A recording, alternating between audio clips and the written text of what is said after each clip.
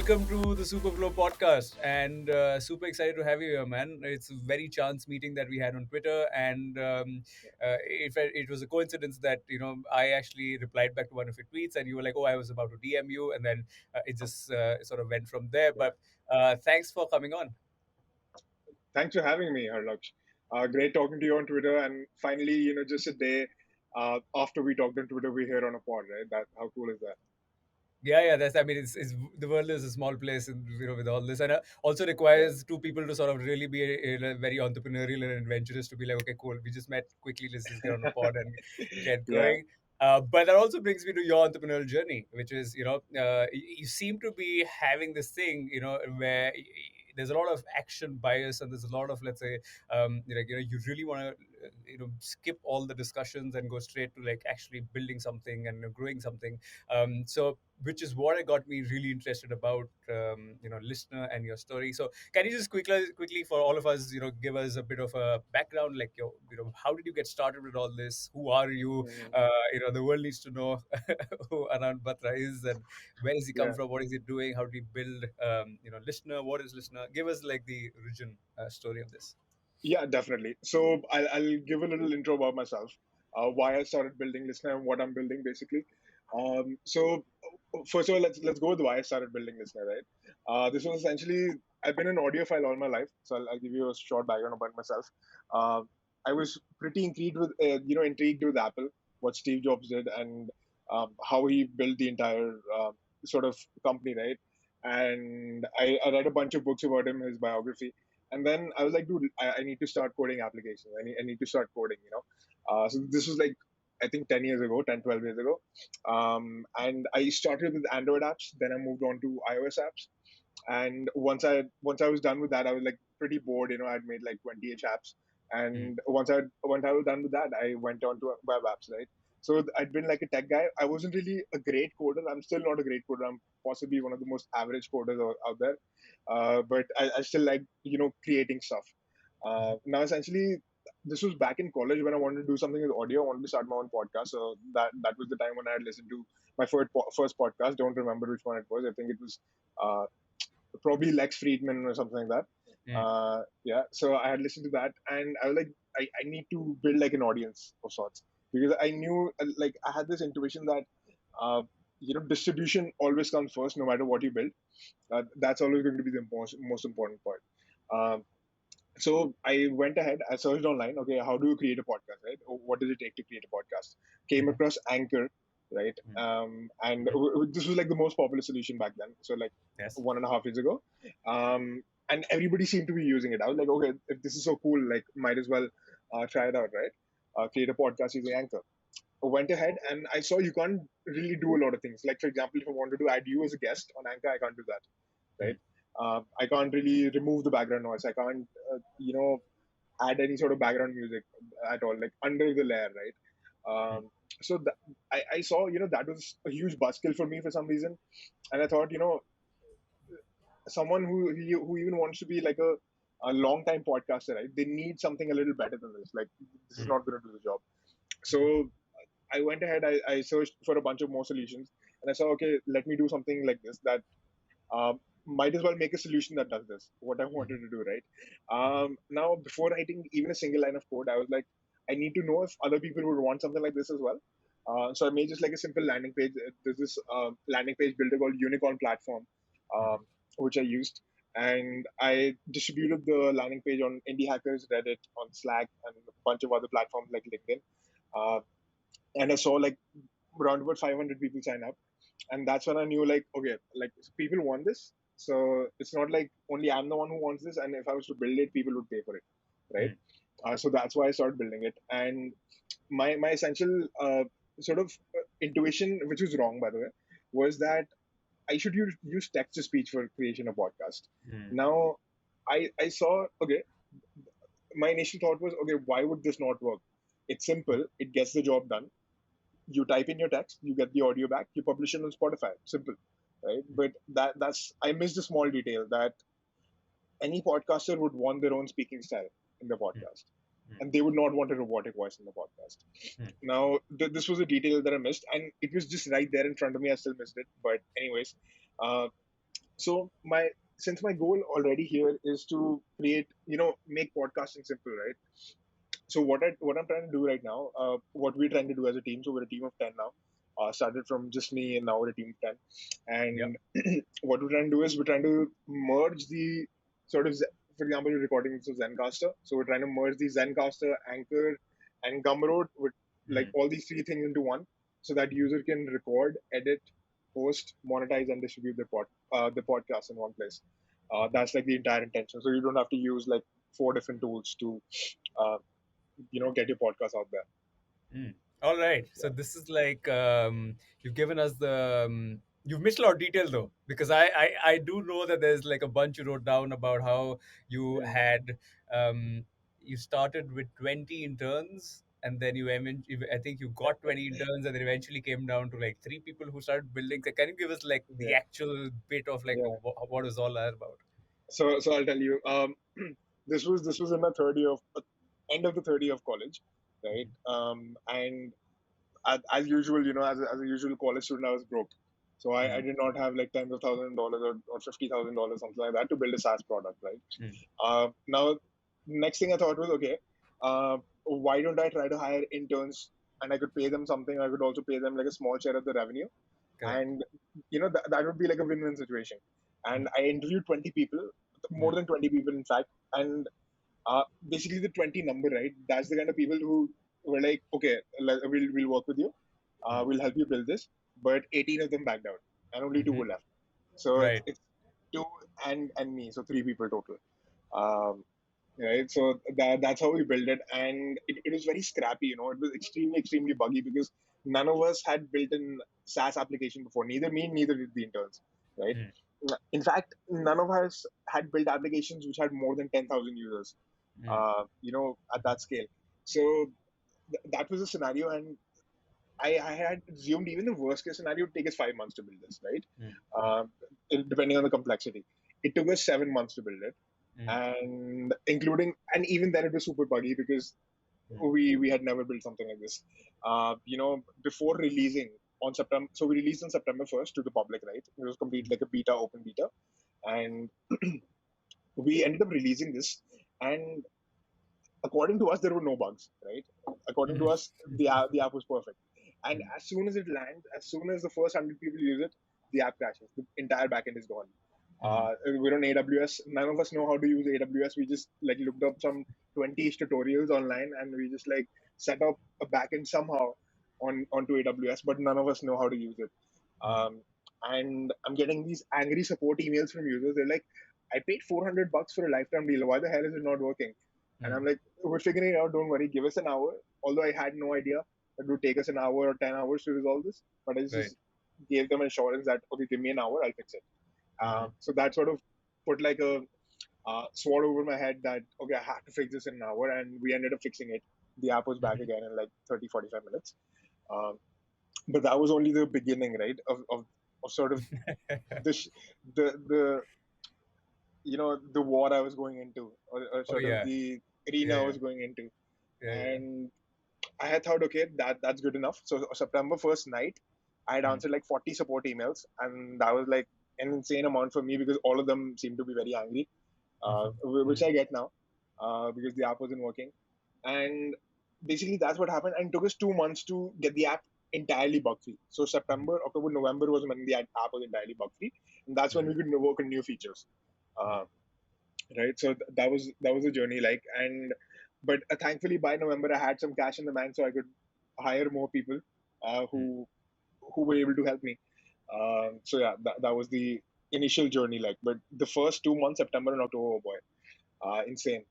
Like, And so in yeah. this moment, then in just a quick point on that, like how important do you think it was for you to acquire those initial customers, even if they were open beta, or because that gives you like let's say the initial push, with us revenue or momentum, and also like a bit of a, let's just say, okay, fine, if we fix this over the next few months, then these people are actually there, and then you're seeing data, you're seeing like how people are using it. So you think that that Yeah. initial traction was important for not just like revenue, but also like for you to know that, okay, you know what, if you continue to build this properly, that there'll be more such Mm. people who'll come along. Yeah, that actually happened. So the first 100 people, I think 80% of them were pretty pissed because the app wasn't working. But Mm, essentially, I think of it as a different scenario. Imagine if I had launched like a 95% bug free product, then mhm, the momentum would have been even higher, right? mm, mm, And then we would have taken off like immediately. mm, And so that's the kind of scenario that I sort of keep as a benchmark, that it should have been that way, but it wasn't. mm, But yeah, I mean, what's done is done, right? You can't really mm, change it. So uh, essentially, I think it was pretty important because it gave us an idea of how to tackle these things. mm, Because none of us had done something like this before, the support request, for example, and setting up proper processes for software testing and mm, QA testing and all that stuff. That's probably the most important lesson that I've learned out of all this. mhm, That you know you might want to make your base very robust, mhm, so that you know what's happening in the application, where things are breaking, and how you can fix them, versus you being clueless and console logging literally every line of the code and then trying to figure out where the bug is. So you don't want that to happen. So that's what we ended up fixing over the next 2 months. Interesting. And then, so where is the app right now in terms of like numbers, users or revenue? Where are you right now with Listener? So we recently crossed $200,000 in revenue. Mm-hmm. This was like a year later after the Mm-hmm. launch. And we have over 7,000 users on the platform. We have over 3,500 podcasters on the platform. So right, like exactly 50%. Mm-hmm. And the user base is sort of divided in a way that 50% are podcasters, 50% people use it to host podcasts.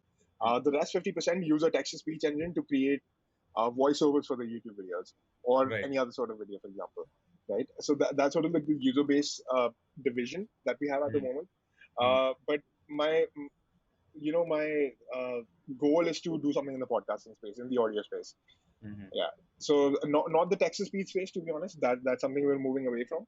But we're moving towards the podcasting space. But you started there. You started with the text to speech and then sort of moved more towards podcasting. That's been the, let's say, product journey overall. That's been the product journey. Yes. All right, and like in terms of let's say the landscape of where this entire where listener sits between everybody. So there is, you, of course, we are on Zencaster right now. So that's there's Zencaster. People, of course, use Zoom quite a bit as a default to Yeah. sort of record a lot of these things. I think, like, in fact, I think people use Zoom more than anything else. Yeah. There's a lot more, right? So what is the landscape like at this point of time? Who else is around you, and like what's happening with that? What I've noticed so far is that there's no tool that does it all. The closest thing that you get to a tool that does it all is Anchor, Mm, and it still does not do enough. mm, Um, so, mhm, for example, Zoom or Google Meets, right, is a place where you can record your podcast. For example, I could use some sort of a Chrome extension to record the entire thing and then download the audio part of it and then host it somewhere else, right? But there's still a lot left. The integral parts of creating a podcast are recording, of course. The second part would be editing. Third part would be hosting. Fourth, distribution, and fifth, maybe monetization, depending on who we're talking to, right?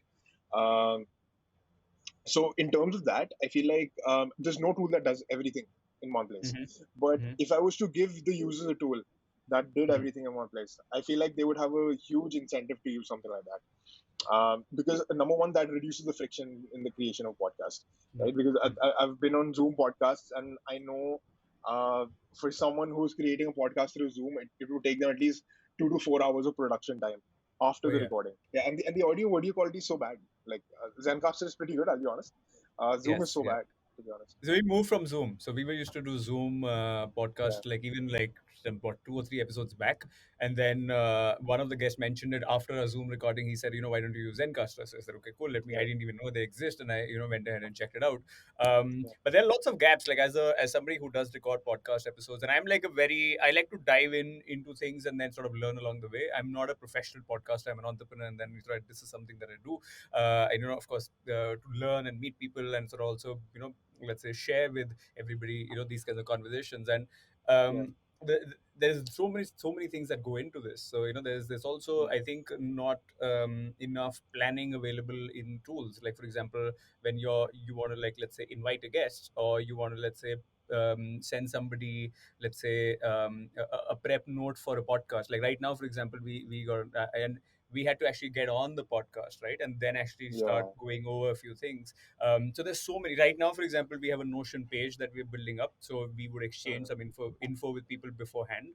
But there's a lot of communication that happens, also discovering new guests and finding new people, and there's so much Mhm. more that happens like before the podcast, that I think everybody's so focused, like at least from my point of view, everybody's so focused on after that. That is a lot of pre-work which is nobody's looked at that at all. So that's the, I mean, I do know that this is still an area which is developing, as we speak overall. Yeah. All right. Got it. Got it. Cool. And then, how important do you think? Like, so let's go with a bit of. So we've discussed listener, but let's discuss your own mindset and the people behind the show. So, how important do you think it's been for you to sort of, let's say, evolve and learn as you're building this out? Because you would have been faced with new things, like leading a team suddenly, and they're coming to you with questions, motivating them. Suddenly, you're having people issues because maybe some of Yeah. them maybe are not aligned with where you want to go, and initially it's different because there's a lot of creative freedom. Yeah. You're effectively like, hey, do whatever you want, right, just build the shit. And now suddenly it's like, no, no, no, no, no, no, hold on, you can't just go and Yeah. build or change something. You got to have some things in place. And I know you're Yeah. smiling a bit because I'm sure that's probably what's like happened. It's So yeah. why don't you tell us a little bit about that? Okay. So I'll tell you what. Essentially, the learning process has been pretty great for me. I'll be honest, because I've learned so many things where, if I was at a 9 to 5 job or something like that, I wouldn't have learned them, of course. Sure. But I'll tell you, for example, in the tech team, right? My initial go-to was, okay, this is what it should look like. This is what the Mm-hmm. product should look like. This is the technology that we're going to use. I want you to build this in 2 weeks. That's what it used to be. And I now I realize, okay, that was so wrong. Like, Mm-hmm. why would I even say that? Like, I would never say that now.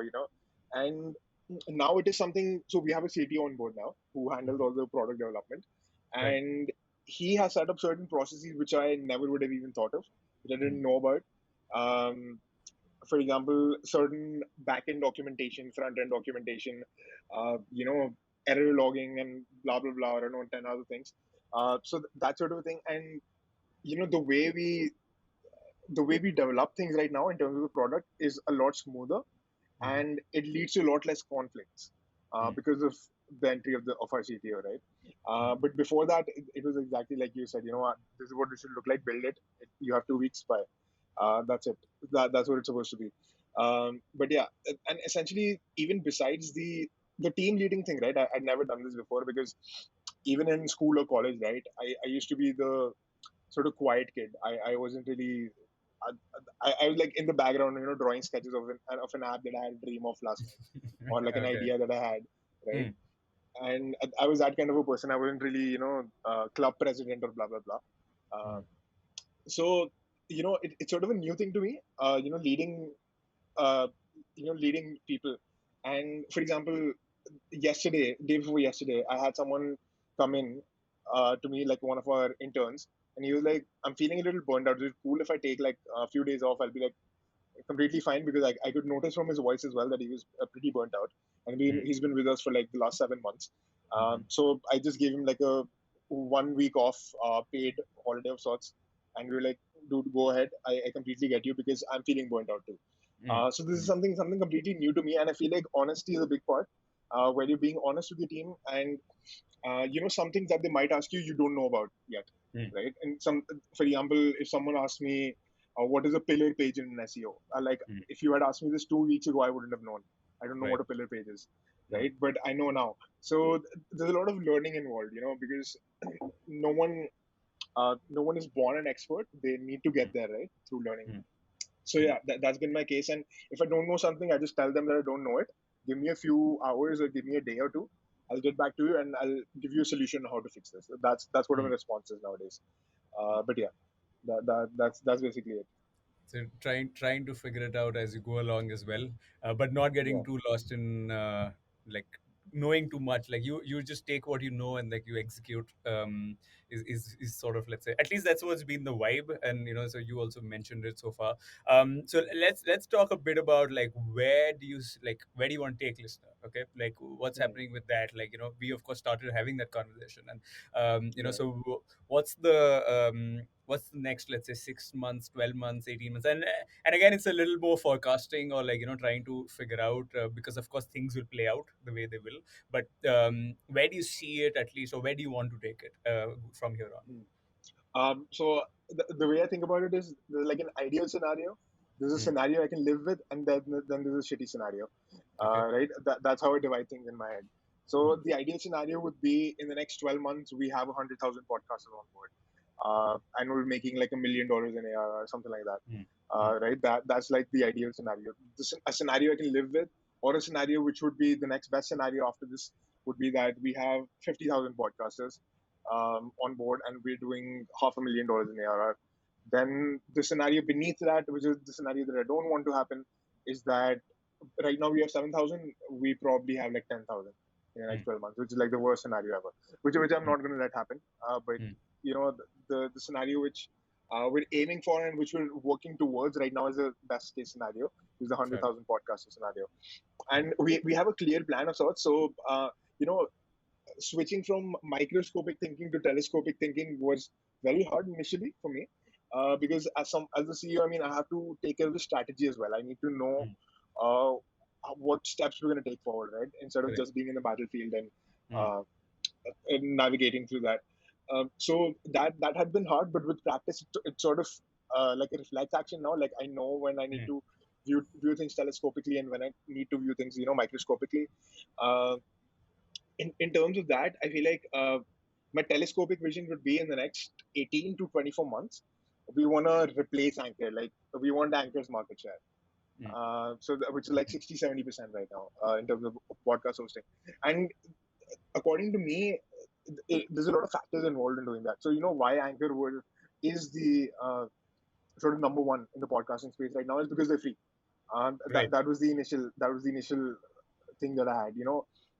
Because they're providing so much value without charging the user anything. Yep. Yeah.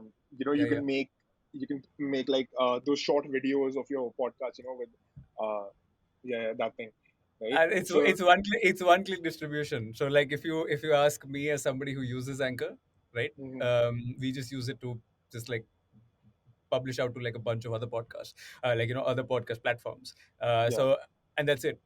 If you ask me for any other use case for Anchor, there's effectively none, because the point is that the requirements have gone so beyond what they can offer. Even if they start to do the product development now, it's very yeah, difficult to really answer all the questions that actually need to be answered, because yeah, like for example, right now, initially for us it was okay. And I'm just adding to you as a maybe using this podcast as a way to sort of get a little bit of market feedback. Okay, so yeah, the, the way we were looking at it was, okay, you know what, let's go to a bunch of different podcasts. Okay, that's why that was the distribution strategy. But the actual okay, distribution strategy that specifically works is like doubling down on one platform, right? So it's not the other way around. So like initially it was like, let's take a podcast to every single distribution channel possible, which is what we do even right yeah, now. But actually yeah, what's helpful is just like, okay, YouTube is the primary focus, so let's stick with that. Let's try to grow it, because there's a lot of promotional work that you have to do to actually get the podcast out there to people, get listeners and all of that. None of mhm, the platforms by themselves give you organic reach. It's yeah, not possible to do that. So we're finding it like very different now versus what was, let's say, where we originally sort of, let's say, were looking for. But now Anchor is just a distribution tool. So there's YouTube we upload to, and then audio mhm, goes to Anchor, and Anchor sort of distributes further. But promotional activity is still like something that we do manually. It's not yet that easy to even put a podcast on an ad, because you still have to create a manual ad on, let's say, Facebook, or mhm, there's a lot more manual work involved in actually getting yeah, all of that. So yeah, I mean, like, definitely the market share, there's a lot that can be done overall to mhm, actually get there. But you're on the right track in terms of like definitely the way you're not just about market share, but like trying to figure out, okay, the entire life cycle piece of the yeah, and like I said, the pre-podcast bit, if you guys can look at that, that's brilliant. Like because that's an area nobody's looked at. So definitely Yeah. something that can be looked at. All right, cool. This is me randomly going off of my my thing. Uh, cool. So you're like, okay, you really want to like take listener there, and do you think like a lot of this is so of course we were discussing the fundraising bit, and that was something where we got started having conversation. So how important do you think that is? Because there are lots of like, let's say, um, conflicting strategies that people have used, like so Mm, some people have gone with let's raise massive amounts of money and then go in. Some people have been like, what, let's keep it bootstrapped, yeah, mm, and then sort of, let's say, not dilute, but then use that as a way to sort of, let's say, use that in fact even as a marketing message to people, saying, what, we're not venture, let's say, backed, we're mm. bootstrapped, and that sort of acts Yeah. as a branding tool as well, to sort of get a lot more people on the platform. So how important do you think it's become now for you to sort of think in that way? Because even bootstrap firms are doing well. I mean, we saw, of course, Mailchimp doing like a massive exit Yeah. recently, and Yeah. there's a lot more, right? So how do you see that, like, revenue first versus, like, let's say, raising money, and, like, let's say, venture first? I mean, they need not be mutually sort of exclusive, but my point is, like, how do you view it from your point of view? Got it. So, in my opinion, I think having positive unit economics is very important Hmm. to me personally. And once you have positive unit economics and you have a certain amount of revenue coming in and you're profitable, that's when you raise, and that's when you magnify the profits and you magnify the Hmm. revenues, right? Using that money that you raise from. That's something I would do, to be honest. But there's nothing wrong with being in the ideation phase or having like a loss-making company for the like first 2 or 3 years and then start to make a profit. There's nothing wrong with that either. I mean, as long as you make a profit, but I'd rather make a profit first. Sure. Yeah, yeah. Yeah, I'd rather set up my initial base as a Hmm. profit-making company so that uh, it's just pouring gas on the fire, right? Right. Essentially, what's going to happen is if someone invests $1 into me, into Hmm. Listener, and they get $2 back, Hmm. and if someone was to invest like $1 million, they get $2 million back. That's Hmm. like a profit making machine, right? So that's something I want to build, essentially.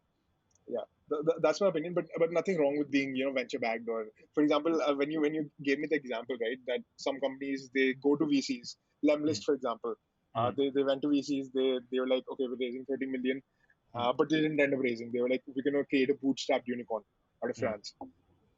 So I feel like that's really cool as well. Hmm. That's actually pretty badass if you ask me. Hmm. So that's something I would do, but maybe in my next venture, not this Right. venture.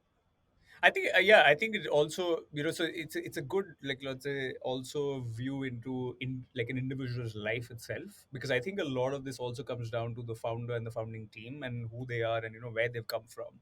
And I think from where I look at it, is a lot of people from emerging markets, especially, where opportunities have not been as, like, how people talk about in Silicon Valley, for example, in terms of fundraising and this and that. It's a very, what do you call it, a rich person's game is what it sounds like, right? Because it's like a very Yeah. evolved understanding that what basics are anyway taken care of, right?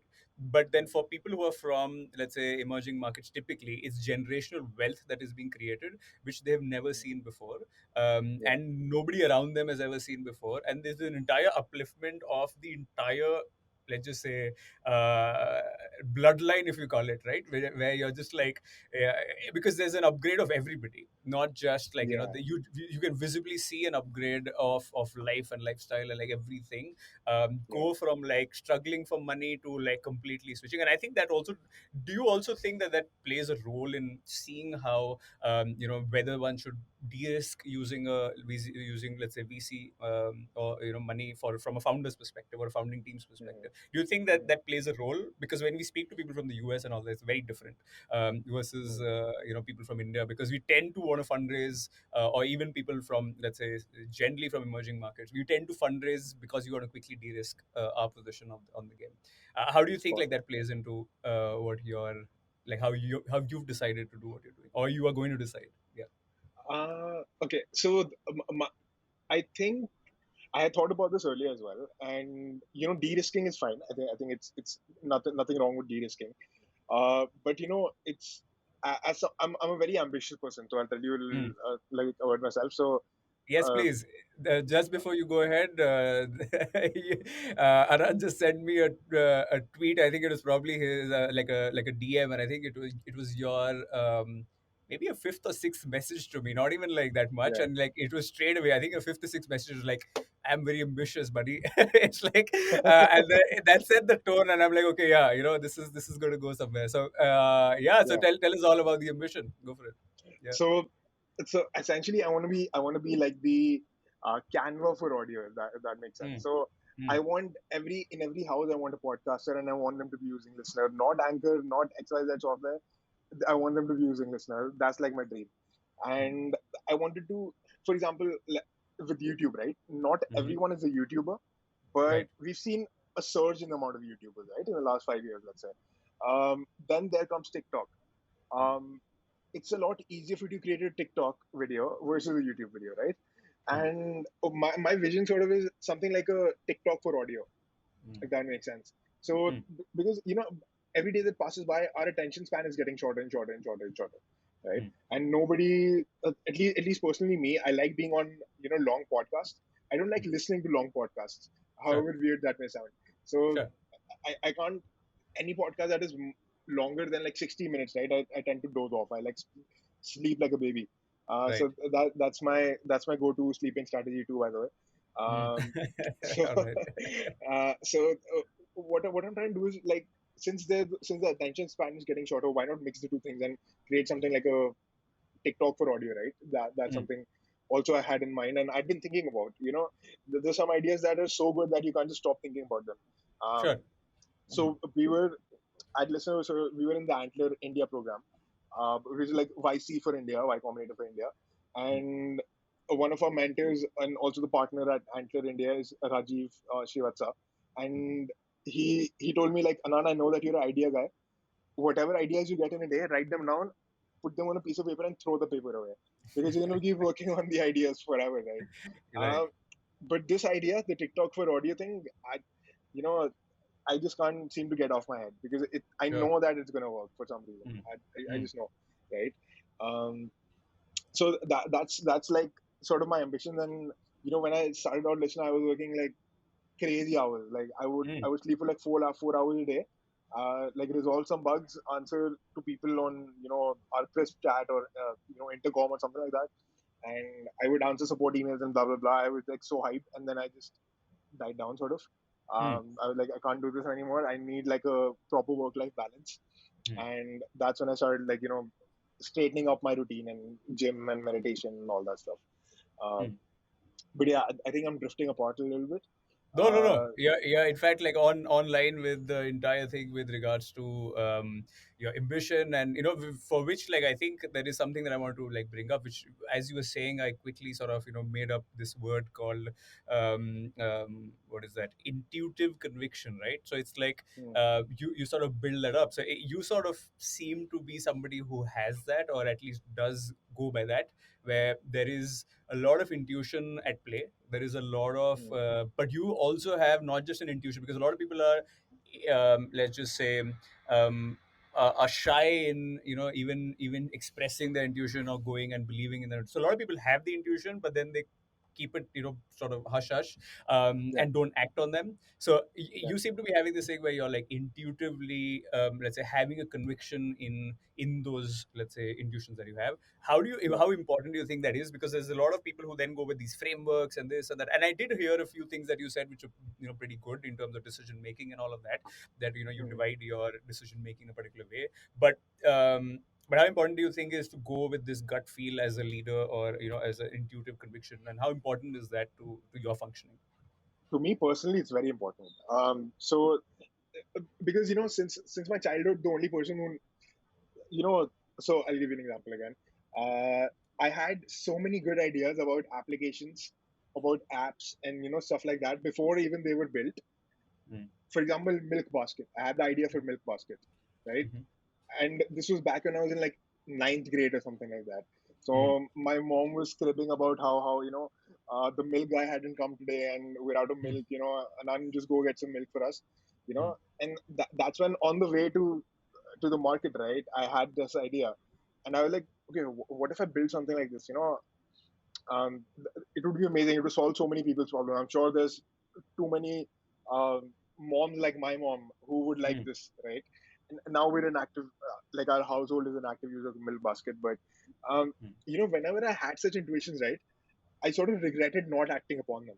So mm, now I've made like sort of a rule to myself: if I have an intuition, the first time I'm going to take towards that intuition, depending on how strong it is, I scale it on a scale of like 0 to 10. If it's more than an 8, I try to validate it somehow.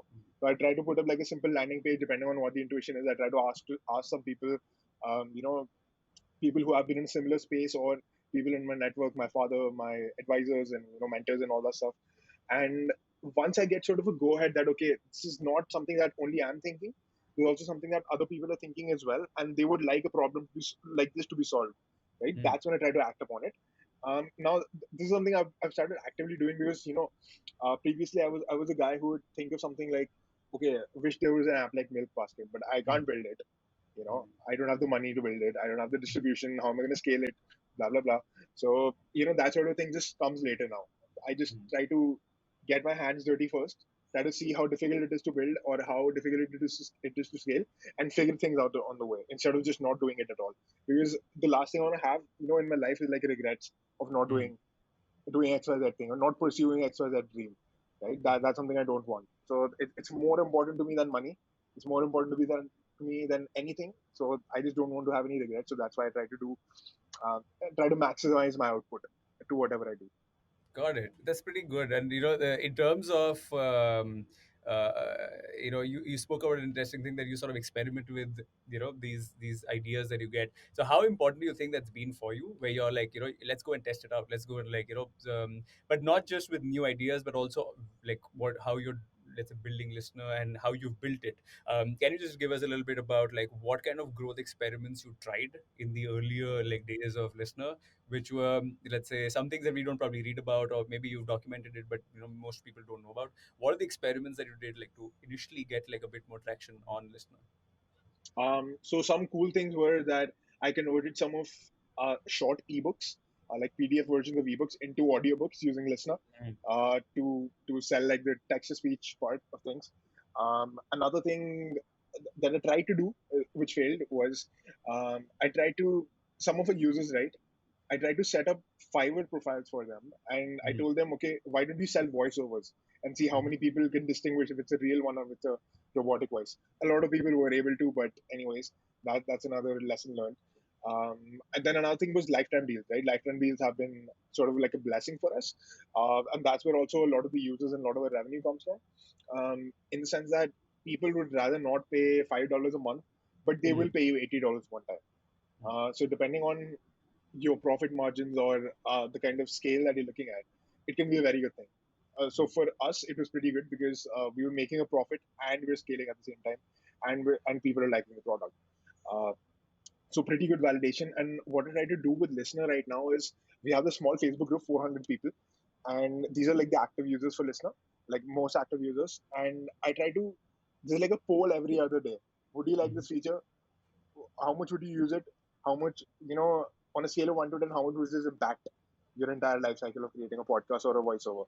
And mm. that's how I try to strategize my decisions, because I've done this too many times. I don't want to make something that people don't want.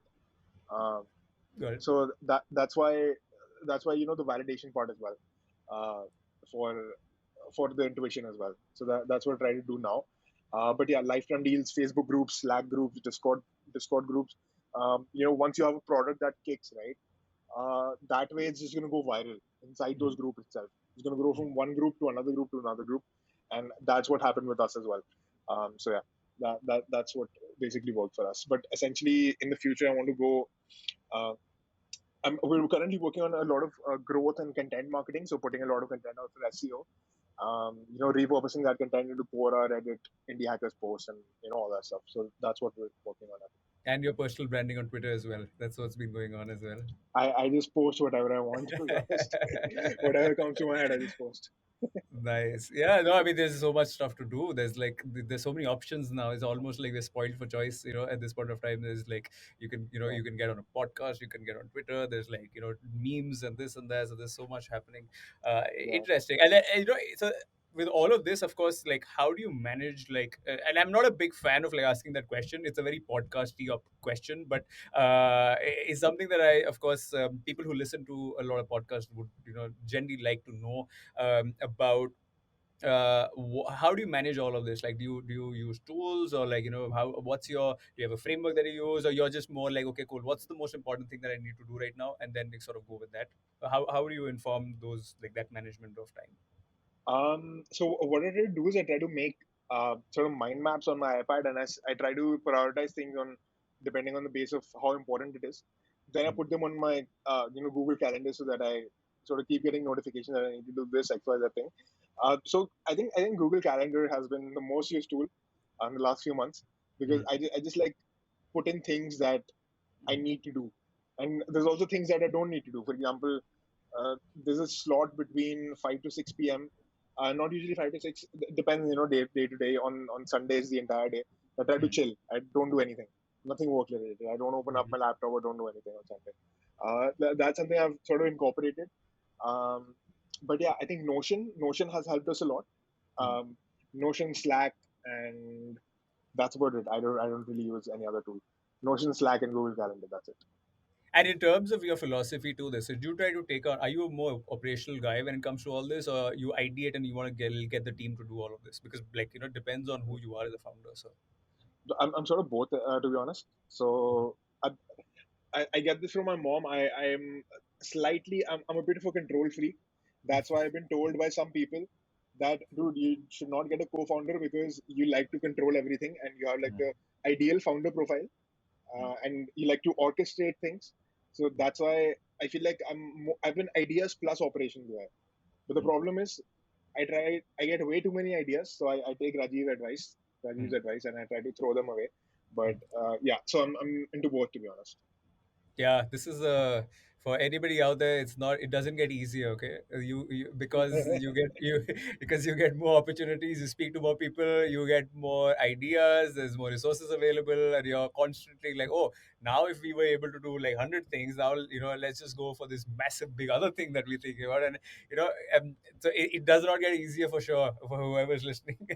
It's not At all. any amount of founder profiling can not help you with this. Okay, it's something Yeah, you have to actively check on. When you're like, how much are you actually taking on? And yeah, like, absolutely, delegation, it's fairly but it's interesting to see, like, like when like you discussing about you or knowing about you has been it's a surprise a little bit for me that, okay, you are a bit more hands-on with operations, where it looks or okay. seems quite a bit from a distance that, okay, you're somebody who'd like to do more delegation, but it's interesting to Yeah. hear that. I don't. So I used to micromanage a lot, which was a bad thing, and which was also sort of keeping me very busy and on my nerves. I've Mhm. stopped doing that. So we have like weekly and daily stand-ups with our teams, right? So dev team, the marketing team, and the design team, and I try to get an update from them, once every day, just like a Mm. quick update. I try to get on a call with one of them, and that's literally about it. That's just what I do. The rest of the things are managed by the team leads or my CTO, right? But I don't try to get too much into the stuff because then the Mm. telescopic thinking like just goes away. Correct. You can't Oh yeah. think about the vision too much. Mm. So I feel like there's a balance right now which I don't want to lose, but I know I will end up losing it one way or the other, and I have to gain it back. So that's something I'm prepared for. But yeah, that's what I do now. Nice. And I want to know a bit more about how do you inform yourself with all of these things. You mentioned a bunch of stuff. You mentioned Steve Jobs. You mentioned a bunch of mental models and decision making things. And there's a bunch you mentioned, and I was like, okay, I'm sure this is not like, none of us are born with all this. So we've of course been informed by a lot of what we read and who we listen to or who we speak to. So help us out with that. Like, who do you, let's say, name a bunch of people, maybe who you've learned from, or maybe are inspired by or admire. Steve Jobs, of course, you've covered. Anybody else who you have actively either seek out advice from, or from a distance. Sometimes, a lot of times, people look at somebody and sort of learn from. I would say Jordan Peterson probably a lot. I Hmm. learned a lot from him. A lot of people disagree with him. Even I disagree with some of his thoughts, some of the things that he said. but the direction that guy has, and the firmness, and the way he thinks about things is like very, very different. It's almost like he's thought through everything that he's talking about, which is like insane. And if he does not know some about something, he's just gonna say it like, I don't know about it. I don't know what that is. I'll have to look more into it. So I feel like he's been sort of like a mentor to me. I've never met him, never talked to him, but it's sort of like a mental mentor, sort of a thing. And he's probably the guy who I've learned the most from. Jordan Peterson. And besides that, um, I keep listening to random podcasts, and I, one most important thing that I've learned from him is that you got to have a sense of humor in life. It makes uh, it makes the tough times more easy to go through. That's what I learned. So I listen to a lot of stand up comedy, a lot, and I try making those same jokes with my friends and with my family, but they don't laugh. They don't end up laughing for some reason. Yeah. Uh, that's what I do. So like some serious stuff and also some non-serious stuff. Mm, All right. And you just mentioned John Peterson and any other, like, let's say, reading that you do, or, because a lot of the frameworks that you mentioned or any kind of things I'm sure come from, do you read a lot or do you like, no? I don't read at all. I'm Interesting. I'm I'm an audiophile. I listen to Mm, audiobooks, mm, but I don't read at all. The only last thing I read was like my course textbook, I think, mm. which was like a C++ textbooks, and that even after 2 pages, I like threw it away. Like not my But thing. but you do listen to like the audio versions of books though, just to Yeah, I do. mm, I do. mm, mm. And So does that inform how you also run what you do day to day with listener? um, that somewhat does. The listening has gone down a lot in the Mm, last few months. So I've been more into sort of meditation. right. That's what makes me self-aware. So I try to meditate at least once a day, if not at least twice a day. Mm. That's something I try to do, but the listening has gone down a lot. So I was into this self-help space a lot, and Yes. I felt like it was it was more destructive to me for some Mm, reason. mm. You must have seen these posts on Facebook or Instagram or No, LinkedIn, right? That I'm 100% with you. So, like, if you were yeah, podcast like interviewing me right now, it would probably be a similar answer. So, like, yeah, I'm asking you those questions more from a perspective that a lot of people do find. Let's say somebody who absolutely does not read, it does make sense to get hold of a bunch of material. But then, what tends to sort of happen with everybody, especially founders or most people along the way, is that they realize that I actually wrote about this recently, that action intelligence and knowing your own self internally is much more important than reading exactly. any kind of tactic or hack that you can find somewhere else. Yeah, you'll see all these things. Wake up at 4 a.m. and then take a Uh-huh. cold shower and blah blah blah blah blah. Those things don't work. Like every No. person is different, Yeah. and for example, if I wake up before 8 a.m., I'm just gonna be sleepy the entire day. So I just Mm, make sure that I get enough sleep and I wake up at 8 a.m. Or after mm, 8 a.m. So I mean, every person is different, and once you get to know yourself, right, and once I learned this the hard way. I learned this very hard. So I I try to follow this certain routine that a certain self-help YouTuber had mentioned on his one of his videos, and I try to sort of follow it for 2 weeks. And at the mm, end of 2 weeks, it felt like a chore. I didn't want to do it anymore, and mm, it felt like a burden, to be honest. And mm. that's not what it's supposed to be. It's supposed to be something that you get accustomed to and you can do every day, right? And you can start small with something that you do. So yeah, that's what it is to me. Initially, I was very intrigued by it, but now I don't really like the entire self-help space. I think meditation beats everything. Yeah, I think also people get confused with meditation, which is also that they get confused with the activity of meditation versus Yeah, self-reflection. mindfulness. Uh, Yeah, yeah, I mean, even when we say mindfulness, also, like, for example, actually not as much of mind in the game anyway, like, because you yeah, effectively trying to go away from the thoughts you're anyway getting, because there's like, yeah, because maybe the thoughts are too much, and like, and also the mind, the way it works, especially for founders, that you immediately start to look at negative scenarios, or cash flow is going down, churn is happening, etc., etc. And so the mind is going to come up with all these theories and sort of things about why it's happening. And so effectively, like, I think a lot of people do get confused with this meditation thing. They're actually just self-reflection, or just like uh, plugging off in a particular way, which is yeah. yeah, just being, and just like breathing it out a little bit out. Yeah. But it's interesting to sort of hear it from founders who, like, and I also actually learned it from fellow founders. So I used to always think that, because we're so conditioned with all of this, right, that when we Yeah. grow up, it's like, oh, what book are you reading? And then you're like, oh, Bill Gates's 10 book recommended books, like, but and all that stuff. And you're like, okay, because you're always like that, like, you always think that that's the way to learn something, right, Yeah. is to keep on reading and listening, and doing more stuff is what everybody keeps on telling you. Hmm. And I also learned it the same way. But I think hearing about more founders has helped me. Also, being okay with the fact that that's not the path for founders. That may be a good path for somebody who wants to be a good employee, or somebody who wants to Hmm. be, let's say, or let's say, be an interesting character in a conversation in, let's say, in the corporate circles or whatever. That's fine. Okay, Yeah. like, you have something Hmm. interesting to talk about.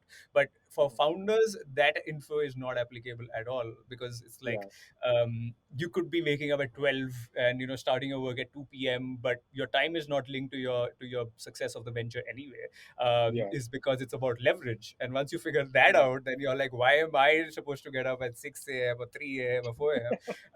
Yeah. It does not make any sense. But yeah, I mean, Yeah. it's nice to hear that from a fellow founder. All right. And in terms of, I mean, we can go on and on with all of this, but Yeah. no, like, normally it's like, okay, you know what, we're nearing the 1 hour mark. I think we've like covered a good distance with this. Yeah. I'd like to conclude this with one question, which is, if you were to give advice to, like, let's say, a young Anan, okay, like, younger self, or the many other young Anans out there, budding founders, or people who want to do a lot of things, ambitious, etc., what's that one thing that you would like sit down and be like, buddy, listen, do this, okay, or like, keep this in mind? What does that sound like in Anand's words? Just two words, to be honest. Don't worry. That's Mm-hmm. it. Yeah, because I feel like we worry about things that have not even happened yet, and we try to think about things that we anticipate might happen but not might happen. So I think my only advice would be, don't worry, it's gonna pan out. Like, that would be my advice. If you're scared about, let's say, your competitor coming up with a better product, or you not getting funding, or not getting enough users, not getting enough revenue, cash flows going down, blah blah blah blah blah. The problems never end. So my advice would be, don't worry, everything is gonna work well. Done. This should be on the front page of Listener everywhere, guys. All right. Thank you for coming in, Anan. It's a great chat. Thank you. Definitely. Thanks for having me.